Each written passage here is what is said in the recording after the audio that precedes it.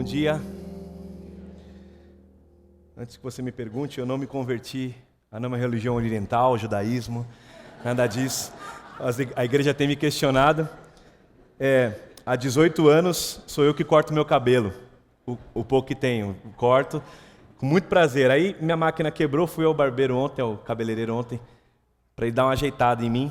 Aí eu falei, quanto custa? R$60. Falei, mas não tem condição, R$60. Então esperem que em breve eu acharei um mais barato e resolverei. Tem um na comunidade aqui, eu descobri o Paulo, né? Cabeleireiro, esqueci disso. Paulo vai resolver minha vida. Gente, que bom estar com vocês, temos pouco tempo. E eu quero fazer uma oração, não só por esse momento que a gente vai abrir a palavra, mas por dois queridos jovens dessa igreja, o Vinícius e o Victor. A mãe está aflita ali, né? Pedindo oração, porque eles vão viajar, passar um tempo fora. E a mãe pediu muita oração para a gente orar, a gente não orou nessa oração intercessora. Vou orar agora e peço para que a igreja ore. São dois adolescentes, né? Dois jovens, e vão passar um tempo longe dos pais. E a comunidade tem o costume de orar. Por cada pessoa que vai viajar, por cada pessoa que vai se despedir daqui por um tempo, a gente ora, intercede. Farei isso agora. Então, feche seus olhos, vamos falar com Deus antes de a gente abrir a palavra dele. Senhor, obrigado por esse momento que o Senhor proporcionou para nós, de louvor, de adoração, onde a gente pôde presenciar, Pai, decisões espirituais, decisões eternas, cumprindo a Tua missão. Eu oro não só pelas pessoas que se batizaram hoje, aqueles que professaram a sua fé publicamente, mas também oro em especial pelo Vinícius, pelo Victor, que são dessa comunidade, são criados nessa igreja e vão viajar, vão passar um tempo fora do Brasil e longe da gente, longe do nosso abraço, do nosso cuidado, mas jamais longe do Teu abraço e do Teu cuidado, Pai. Eu intercedo por eles dois para que a mãe tenha paz no coração, confie no Teu cuidado, na Tua soberania, e para que o Senhor continue mantendo esses dois no Teu caminho e que sejam luz e sal onde pisarem por lá, Pai. Oro por essa igreja, nossos amigos estão visitando a gente hoje, quem está ouvindo pela internet em algum momento essa mensagem. A gente quer ouvir a Tua voz, Pai, a gente quer falar do Teu desejo para a nossa vida. Então acalma o nosso coração, Senhor. Traz iluminação espiritual para a nossa vida, para a nossa alma.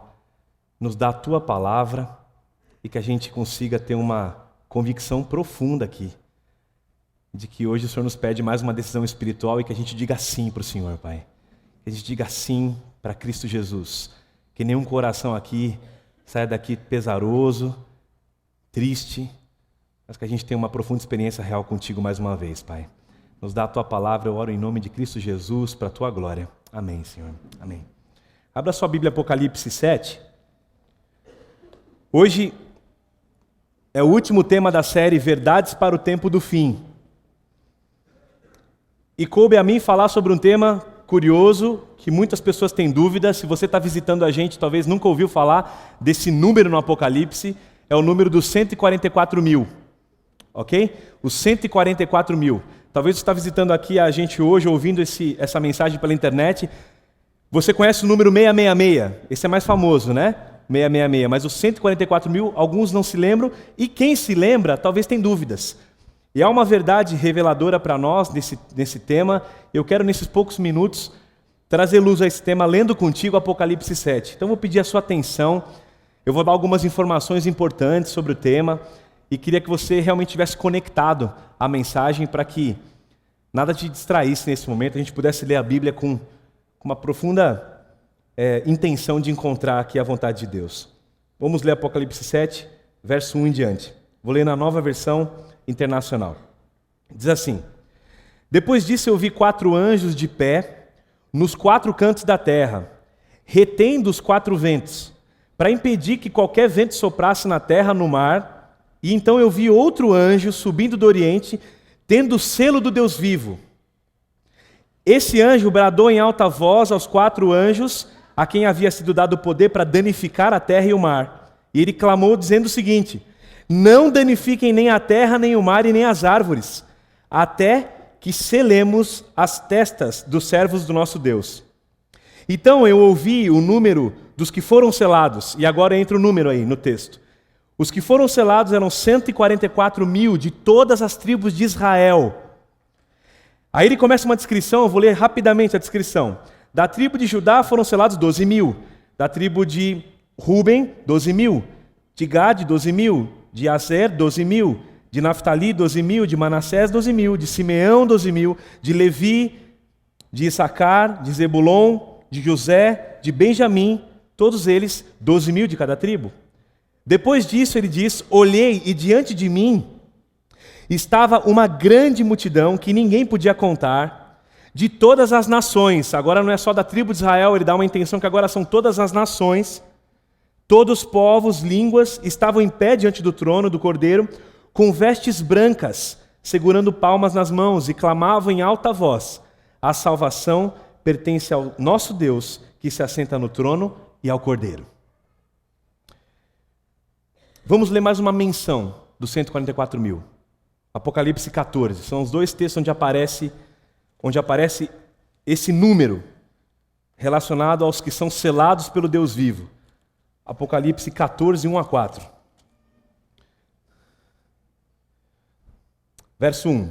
Eu olhei, João está descrevendo a cena novamente, e diante de mim estava o Cordeiro.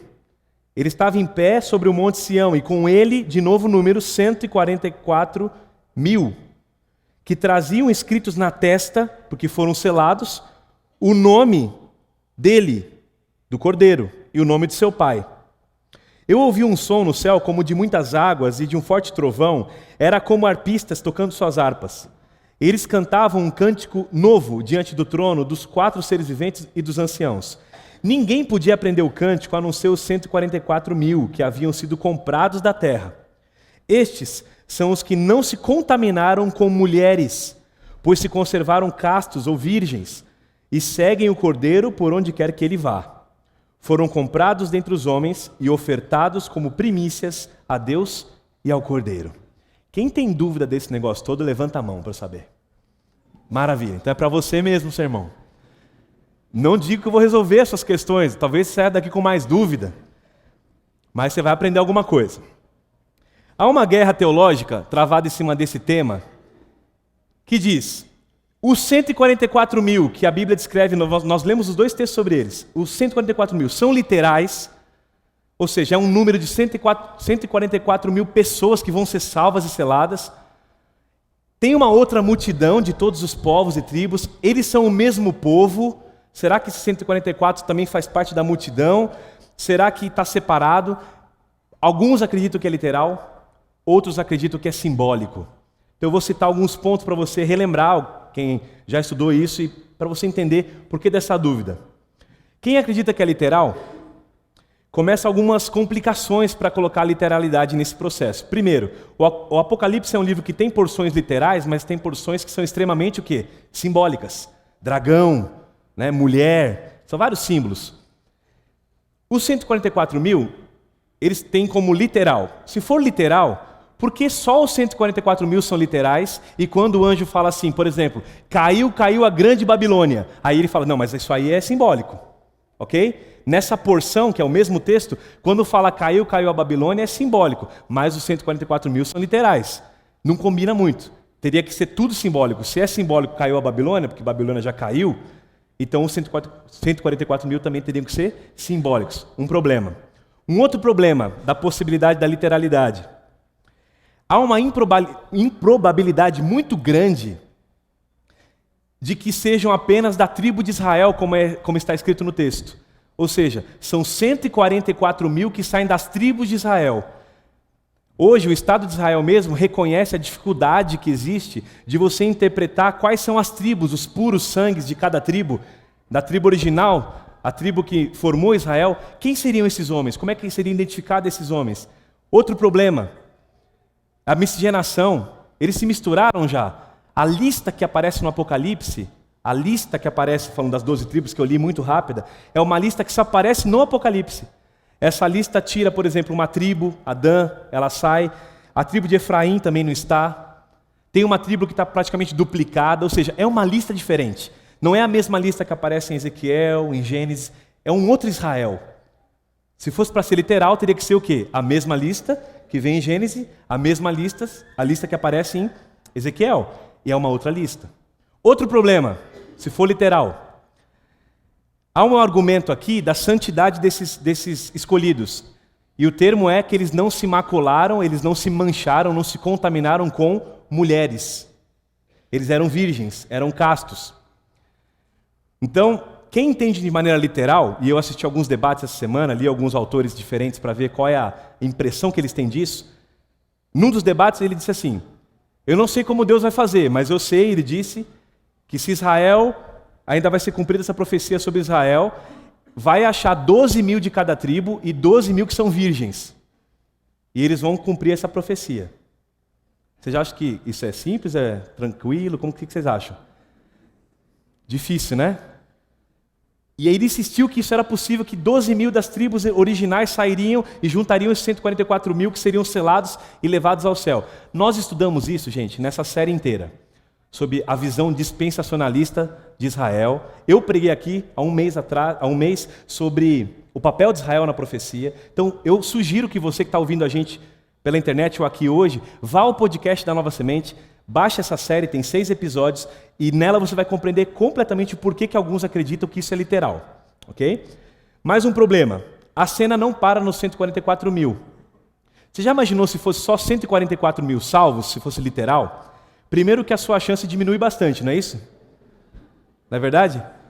E vai ter alguém que vai falar assim, ó, pastor, mas eu sinto que eu sou o 137.972, eu sinto que eu estou nesse negócio, eu sou desse grupo. Sabe, dá uma... Porque poderia gerar uma situação meio assim, eu olho para um casal e falo assim, esse casal, eu não sei se eles estão não, acho que já fechou a cota para eles dois. Você começa a pôr o quê? Processos de medição, humano, talvez, né? Como saber quem é esse grupo? Como faz parte desse grupo? Então, literalmente, esse pessoal acredita assim. Agora tem uma outra linha que acredita que é simbólico. E esta é uma linha que a Igreja Adventista do Sétimo Dia advoga, ok? Uma linha da simbologia. Então, o que é simbólico? Por que 12, então? Vocês sabem que o 12, na Bíblia, ele é um símbolo de universalidade. As 12 tribos, os 12 apóstolos. Jerusalém, por exemplo, na medida que ela tem a cidade, ela é medida sob 12 por 12 por 12. Tem 12 portões, tem 12 pérolas. Esse 12 é um número muito usado na Bíblia para trazer um senso de universalidade. Então, alguns teólogos dizem que se você multiplicar 12, que é o número da universalidade, pelos 12 mil, que está aqui das tribos, você vai ter 144 mil, simbolizando, preste atenção, todos os salvos que serão selados, ok? Simbolizando todos os selados por Deus, todos que recebem esse selo. Aí você fala assim, ok, pastor, fecha aí a questão.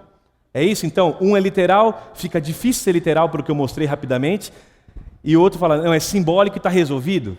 Não. Mesmo a Igreja Adventista, mesmo a comunidade teológica adventista, existem diversas visões sobre o assunto. Eu separei 3 que está no comentário bíblico adventista. São 3 visões. Só para você que cresce ouvindo sobre esses temas controversos, saber que nem essa questão está fechada. O que está definido, eu vou repetir com bastante calma, o que está definido teologicamente é que nós não acreditamos em um número literal de 144 mil salvos. Ok? Amém por isso? A gente não acredita que é só isso. Teve uma moça que falou, nossa, pastor, Deus ia salvar menos que um show de U2. Não é isso? É difícil acreditar nisso. Então, vou repetir. Nós não cremos numa versão literal do número, mas nós cremos na versão simbólica. E dentro da versão simbólica tem umas linhas ainda. Eu vou citar rapidamente para não confundir você. Uma linha diz que o grupo dos 144 mil e o grupo da grande multidão, que fala aqui, eles compõem o mesmo grupo. É o mesmo grupo. Diz que a diferença não está no grupo, a diferença está na explicação que João dá. Ele fala, é o mesmo grupo, só que ele explica dizendo assim, uns são assim, assim, assado. Esses daqui têm essa informação, esta e essa. Ou seja, ele inclui os 2 grupos dizendo o seguinte, por que eles não são de Israel apenas, do Israel literal de Deus? Por quê? Porque ele fala da grande multidão, que é de toda a tribo, toda a língua, todo o povo e toda a nação, toda a raça. Então ele diz, essas tribos de Israel estão significando todo o Israel de Deus, aqueles que creram em Deus, aqueles que creram em Deus. Essa é uma linha. Tem outra linha que diz que os grupos são diferentes. Vai haver um grupo específico de 144 mil, ok? Dentro do Adventismo eu estou falando. Vai haver um grupo de 144 mil que vão ter uma função especial de sacerdócio. vão estar vivos e vão ser selados vivos quando Jesus voltar, ok? Mas essa visão não exclui a possibilidade, jamais, de que também há o quê? Uma grande multidão. São grupos diferentes. Um se pode contar, outro não se pode contar. Né? Um são primícias de Deus, o outro são todos os santos de todas as eras. Mas há uma diferenciação. Essa é uma linha que muitos teólogos preferem essa linha. Dizer assim, há um grupo especial, tem a sua função especial, são selados assim, mas há também uma grande multidão. E há o terceiro ponto de vista, também, no nosso comentário bíblico oficial fala isso, que é a grande multidão, ela engloba os 144 mil. Entendeu o que quis dizer? A grande multidão, já está dentro dela o quê? Os 144 mil. Então há uma distinção de narrativa. Ele narra um grupo, depois ele narra outro. Mas é a multidão que engloba todos os grupos. Tá fácil ou tá difícil? Tá difícil? Como é que eu vou pregar esse negócio em 15 minutos? Ellen White, no livro Mensagens Escolhidas, volume 1, página 174, tem uma frase bem especial que ajuda a gente a entender a dificuldade disso aqui. Ela diz assim, olha, preste bem atenção nessa frase. Não é da vontade de Deus, aliás, não é da sua vontade, eu coloquei traduzindo aqui, não é da vontade de Deus, que eles, o povo de Deus, se coloquem em discussões acerca de questões que não os ajudam espiritualmente. Tais como, que questões que não ajudam espiritualmente? Ela vai dizer, tal como, que pessoas vão constituir os 144 mil? Quem são eles? Ela diz, isto, vírgula, aqueles que forem eleitos de Deus, hão de, sem dúvida, saber em breve. Quer que eu traduza a frase de Ellen White? Ela fala assim, em questões que você não vai trazer edificação espiritual e talvez gerem divisão, julgamento, um tipo de neurose espiritual, de perfeccionismo para tentar entrar nessa linha que você não já nem mais distingue se é a graça de Deus ou se é você que tem que ser santo, se você vai se relacionar com uma mulher ou vai se contaminar, eu escolho não fazer isso que eu quero estar no grupo, sabe? Que nasce toda sorte de doença de uma literalidade. Nasce todo mundo. Tem gente que vai nascer e fala, meu filho não vai se relacionar com mulher. Por quê? Porque eu quero que ele esteja nos 144 mil. Entendeu? Isso acontece. Você dá risada, deve ter alguém que é sério esse negócio. Não quer, ele quer. Então assim, ela diz assim, não fique gastando tempo perguntando essas coisas. Quem vai estar? Entre outras palavras, está dizendo o seguinte, se você vai estar ou não nesse grupo, ou na grande multidão, você há de saber, em breve. Amém? Então ponto, vamos orar? Vocês estão fera.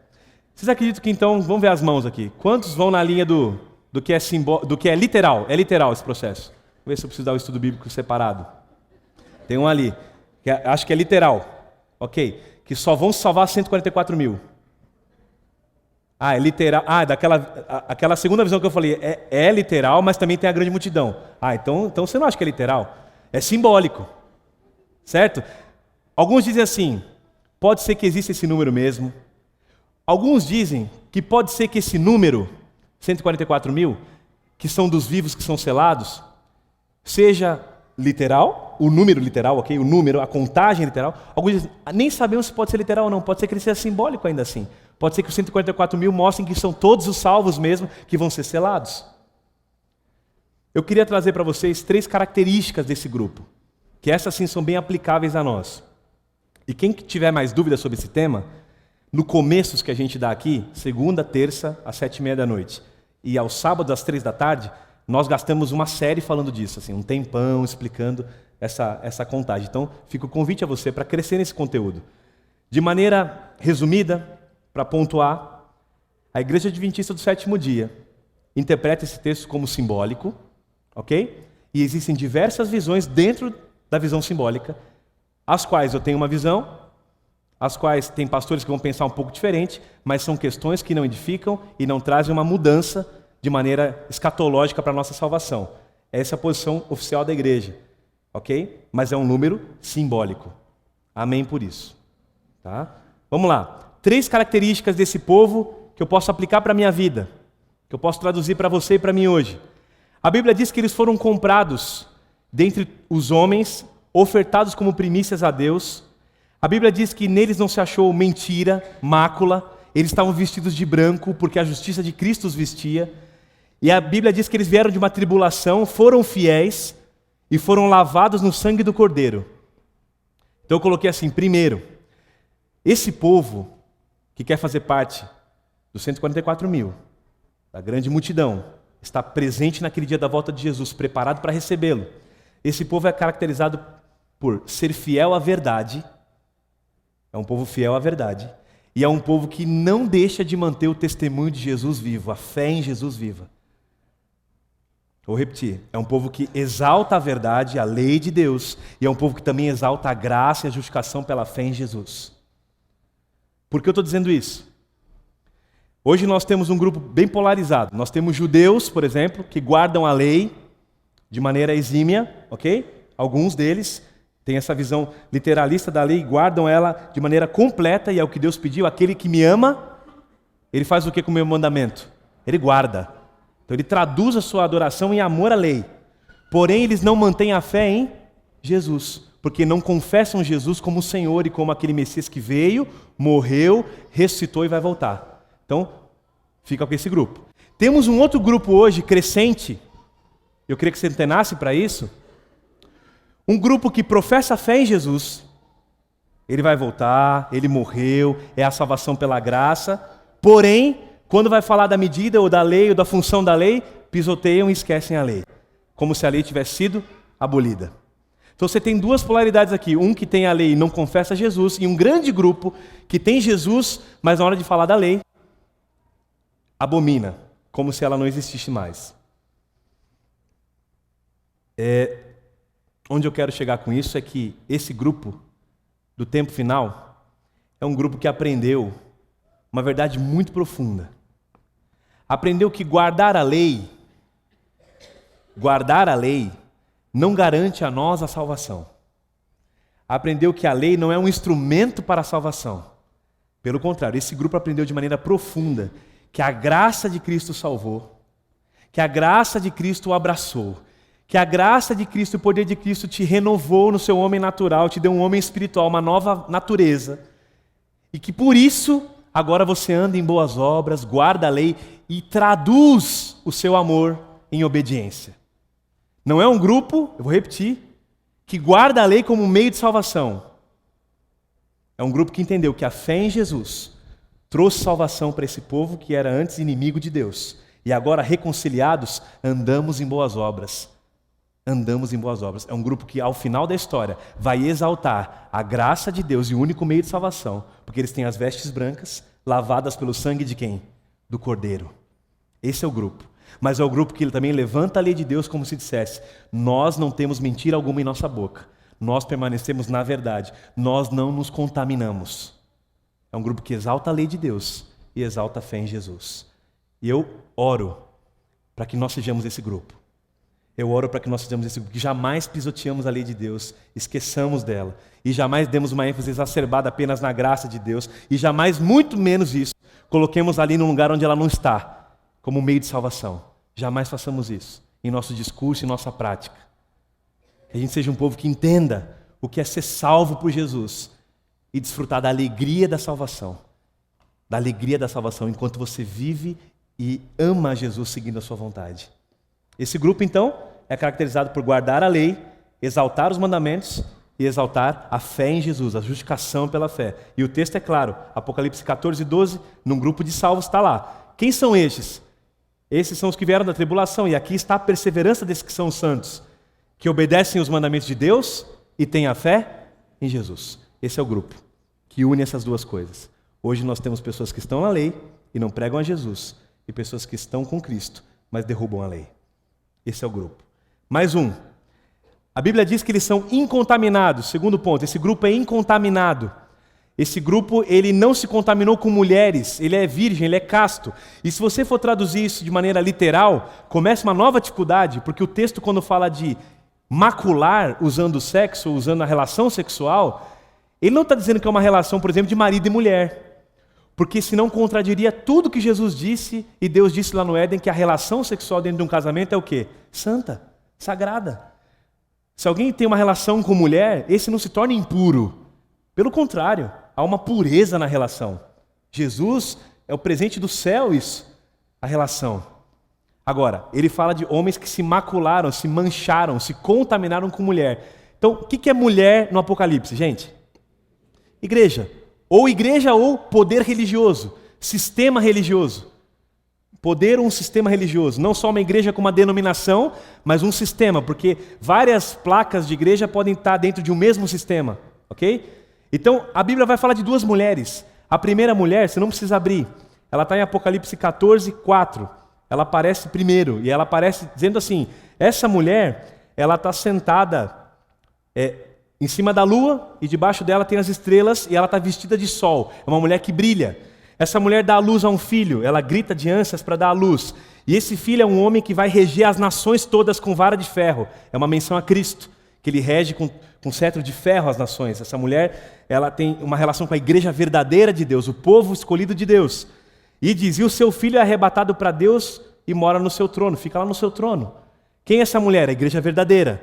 Essa é uma mulher que não há contaminação nela, uma mulher pura, vestida de sol, que representa o caráter de Cristo. Agora tem uma outra mulher que a Bíblia chama de prostituta, que é uma igreja apostatada, que é uma igreja em que a gente não pode confiar, que é um tipo de adoração, preste atenção nisso, não é uma igreja, mas é um sistema de adoração que a gente não pode se contaminar com ele. E o Fabiano explicou isso de maneira clara nos últimos sermões. Se você pegar lá para ouvir, você vai entender que sistema é esse de adoração que contamina o processo. E aí ele descreve assim, vou te mostrar a condenação da grande prostituta. Veja, estou falando de uma segunda mulher. Está em Apocalipse 17, 1 a 5, não precisa abrir. Apocalipse 17, 1 a 5. Diz assim, eu vou te mostrar a condenação dessa prostituta que está assentada sobre muitas águas. Olha a descrição dela. Com o qual fornicaram os reis da terra. Percebe que aí quando há uma fornicação, a Bíblia 3, eles que se contaminaram com essa prostituta estão manchados. A característica do povo de Deus é que eles são o quê? Imaculados, puro. Há uma pureza espiritual nesse povo. E ele continua descrevendo, essa prostituta, ela embebedou todo mundo com o vinho da sua fornicação. Levou o espírito ao deserto, viu uma mulher assentada sobre a besta, de cor vermelha, ela não é vestida de branco e nem de sol, é de vermelho. Estava cheia de nome de blasfêmia. Tinha 7 cabeças, 10 chifres, ela estava vestida de púrpura, escarlata, adornada com ouro, pedra preciosa e pérolas. E tinha na mão um cálice de ouro, cheio de abominação e de imundícia da sua fornicação. E olha agora, e na sua testa estava escrito o nome, mistério, a grande Babilônia, a mãe das prostituições e abominações de toda a terra. Então nós estamos falando de sexo físico, humano. Nós estamos falando que esse povo do final... ele é um povo que não se contaminou com o sistema pagão de religião. É um povo que não se dobrou. Por quê? Porque guarda os mandamentos de Deus. E mantém o quê? A fé em Jesus. Jesus é o único intercessor. É só Ele que pode perdoar pecados. Jesus é o único que tem a prerrogativa de Deus. A lei não pode ser pisada. Eu não posso me contaminar. Vocês estão entendendo o que eu estou querendo dizer? Que no final da história vai haver uma grande Babilônia espiritual. Vai haver uma grande Babilônia espiritual. A Bíblia chama de uma grande confusão espiritual. Onde todos os sistemas religiosos vão se prostrar. E eu não estou falando de prostrar, ajoelhar perante alguém, eu estou dizendo de fazer parte, advogar dos processos que ela propõe. Mas o povo, que eu estou falando para vocês, primeiro, eles têm a fé em Jesus e os mandamentos de Deus. Segundo, eles não se contaminam. Eles não se contaminam. Lembra do exemplo de Daniel?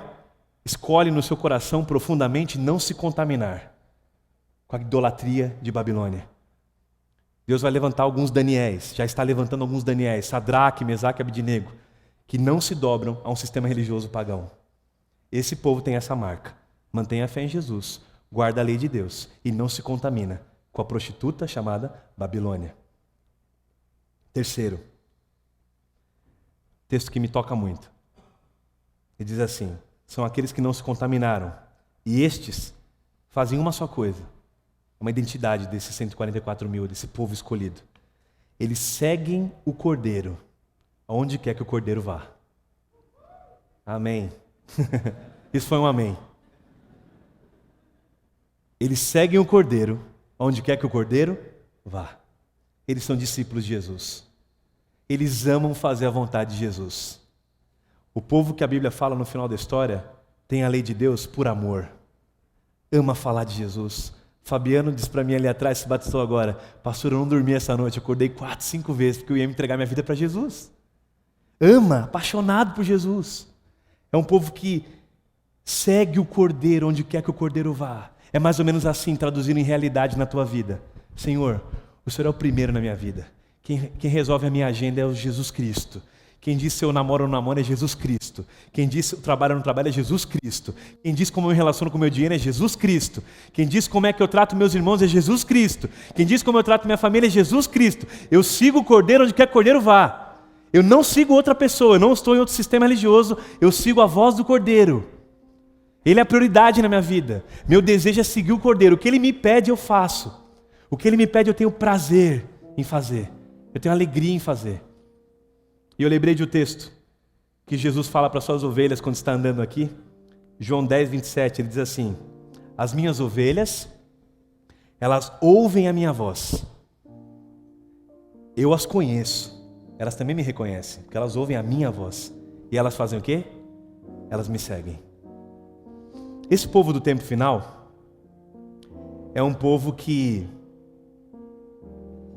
vai ser tão apaixonado por Jesus e vai traduzir tanto de Jesus nas relações mais simples da vida e vai aprender tanto a ter prazer nas coisas de Deus e não no evangelho do não na religião do não, mas do sim, do eu quero, eu sou apaixonado, eu amo a Jesus, eu quero fazer, eu desejo agradá-lo, eu desejo servi-lo porque Ele me amou primeiro.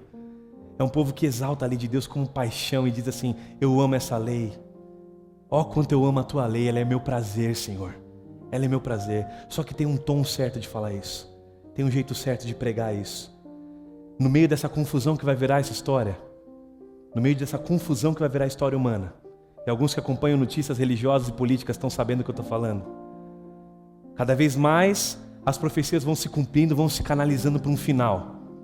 E você, querido amigo, irmão que está aqui sentado agora, ouvindo a gente, você tem o privilégio de ter toda essa informação, não para se sentir exclusivista, melhor ou dono de alguma verdade que o mundo não conhece.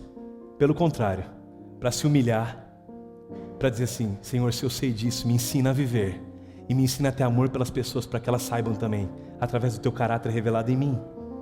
Me ensina a ser esse teu povo, Pai. Me ensina a seguir e ter prazer na tua voz. Nós não somos donos da verdade. A verdade é uma pessoa, é Jesus Cristo. Ela está trabalhando enquanto a gente está dormindo. Enquanto você está dormindo, ela está dando sonhos para as pessoas. Ela está levantando e erguendo famílias. A verdade está libertando gente enquanto você está calado. Você pode estar calado e a verdade está fazendo o trabalho dela, libertando pessoas. Mas um detalhe. Eu iniciei lendo esse texto e vou terminar lendo esse texto. João diz que depois que ele viu essa cena, ele viu 4 anjos que estavam segurando os ventos. E o que é segurar os ventos, igreja? É proteger. É não deixar que o juízo caia. Porque a história está na mão de Deus. E eles seguram os ventos. E a Bíblia diz assim: eles retendo os 4 ventos para impedir qualquer vento soprasse para destruir a terra. Aí ele viu outro anjo que saía com o selo. Vou selar esse povo. Vou escolher o meu povo, os que guardam os meus mandamentos, que têm a fé em mim, que não se contaminaram, que seguem a minha voz, que são apaixonados por mim. Eu vou encontrar e vou selá-los. Aí os anjos falam assim: não, espera um pouco. E está escrito assim: ele bradou em alta voz aos 4 anjos: não vão ainda, não vão ainda. Não danifiquem nem a terra, e nem o mar, nem as árvores, até que selemos as testas dos servos do nosso Deus. Não destrua as coisas. Existe um povo que eu ainda quero resgatar. Existe um povo que eu ainda quero selar. E eu lembro do texto de Pedro, que diz assim, 1 Pedro 3, verso 9. Uma promessa para mim e para a tua vida. O Senhor não retarda a sua promessa. O Senhor não retarda a sua promessa. O tempo é dele, a sabedoria é dele. A nós não cabe saber isso. Mas ele não retarda, está no tempo certo. Sabe disso? Está no tempo certo. Por mais que você diga assim: eu quero ir embora daqui, eu não aguento mais. Está no tempo certo. E ele continua dizendo: como alguns julgam demorada. Pelo contrário, o Pedro diz, ele é paciente para conosco. Ele é paciente para conosco.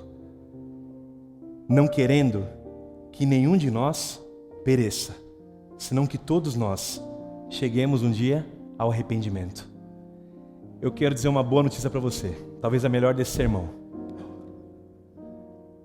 Os anjos estão segurando os ventos, porque é da vontade de Deus que nenhum de nós se perca. Os anjos seguram os ventos, porque é da vontade de Deus que todos nós cheguemos hoje ao arrependimento. Se Deus quisesse terminar essa história, já tinha terminado. Mas tem muito coração para ser alcançado, tem muito filho que tem que estar nessa multidão. E eu quero fazer um apelo bem simples e racional para você. Para você que já achou que está demorada, para você que acha que nem é muito real essa promessa. Cada vez que você chega na presença de Deus, Ele quer uma resposta do teu coração. Eu queria aqui profundamente, ao louvar a Deus, com essa alegria que vai ser esse hino, dizendo glória, glória, aleluia, vencendo vem Jesus. Queria que com profunda convicção, você tomasse mais uma vez a decisão que o Fabiano tomou hoje, que a Carol tomou hoje, e falasse assim, Senhor, a minha vida pertence ao Senhor. Eu sou teu, eu quero aprender a ter mais prazer na tua voz. Eu quero aprender a ter mais prazer nas tuas coisas. Eu quero seguir o Senhor por onde o Senhor caminhar. Eu quero amar a tua lei. Eu preciso de uma renovação espiritual. Eu preciso de um compromisso de novo. Toda vez que eu prego isso, eu prego como se fosse a última vez. A última vez. Por quê? Porque eu sei que tem gente que só precisa de uma voz chamando. É hoje. É hoje. Entrega a sua vida a Jesus. Renova o seu compromisso com Ele. Renova o seu compromisso com Ele. Deus não tarda a sua promessa, mas é paciente para conosco, para que nenhum de nós que estamos aqui hoje se perca, mas que a gente chegue ao arrependimento na presença dEle. Faça isso agora. Vamos louvar Deus. Se no 144 mil, se na multidão, não importa muito. Se é literal, se não é a minha visão, não importa muito. Importa que você esteja lá. Importa que não falte ninguém dos seus amados, importa que não falte ninguém dos seus queridos familiares. Importa que a gente discirna o convite de Deus hoje. Não é lá na frente. Uma frase, uma música do Léo que eu gosto. Descobri e compreendo que o eterno lar começa no momento em que eu vivo para te encontrar. O eterno lar começa no momento em que eu passo a viver para te encontrar. Diga sim hoje no teu coração. Vai com essa esperança bonita para casa. Vive essa semana exaltando a lei de Deus na tua vida. E o amor de Jesus, o caráter e a promessa dEle. E a graça de Cristo se renovando em você. Não se contamine e siga o Cordeiro por onde quer que Ele for. Deus abençoe você. Senhor, obrigado, Pai, pela promessa da salvação. Obrigado, Deus, pela promessa que já se realizou em nós. De Cristo Jesus vindo ao mundo em forma de carne. Se fazendo pecado por nós pecadores, substituindo a gente na cruz e trazendo para nós o acesso à vida eterna, Pai. Louvado seja o teu nome porque, como Pedro revelou, teu apóstolo, a tua promessa não tarda, Senhor. A tua promessa não tarda. O Senhor jamais quebrou uma promessa. E se tem alguém que sabe o tempo das coisas, é o Senhor. E por saber o tempo das coisas, sabe que talvez os 4 anjos segurem os ventos, porque tem gente aqui que ainda precisa tomar decisões. E por saber o tempo das coisas, sabe que chegou o tempo de alguém que está sentado aqui nesse lugar. E por saber o tempo das coisas, sabe que essa mensagem pode ser definitiva na vida, na caminhada, na decisão espiritual e da salvação de alguém que está ouvindo essa palavra. Seja aqui, seja em algum outro lugar. E por saber do tempo das coisas, aceita a nossa oração hoje, Pai, e nos faz o teu sonho hoje, em nome de Cristo Jesus. Para que a gente restaure a alegria da salvação, restaure a alegria que é poder ter prazer na tua lei, que ela não seja proibitiva e não para nós, pelo contrário, Pai, que seja um mel na nossa boca, que a gente medite de dia e de noite num desejo de te agradar, de seguir o Cordeiro por onde quer que Ele vá. E que a fé em Jesus, a graça cubra essa igreja, cubra o coração de cada um. Aquele que entrou aqui temeroso do céu, da volta de Jesus, que saia alegre, feliz, puro, com veste nova de justiça dada pelo céu, Pai. Aquele que entrou aqui carregando um fardo de culpa e de dor, alivia esse coração, Pai, e traz a convicção de que Ele é um filho teu. Salve em Cristo Jesus, desde o momento que começa a viver para Ti, e aceitar esse sacrifício lindo que o Senhor já fez por nós, Pai. Renova a nossa esperança, a nossa convicção nessa palavra. Que nenhum de nós falte naquele dia, Pai, da grande multidão, porque eu quero estar lá, Senhor, cantando um cântico novo perante o Cordeiro. E naquele dia a gente vai dizer: toda honra, toda glória, todo louvor, toda sabedoria, tudo que há de bom nesse mundo, fora desse mundo, seja dado ao Senhor e ao Cordeiro pelos séculos dos séculos. Em nome de Jesus, nos faz esse sonho. Amém, Senhor. Amém.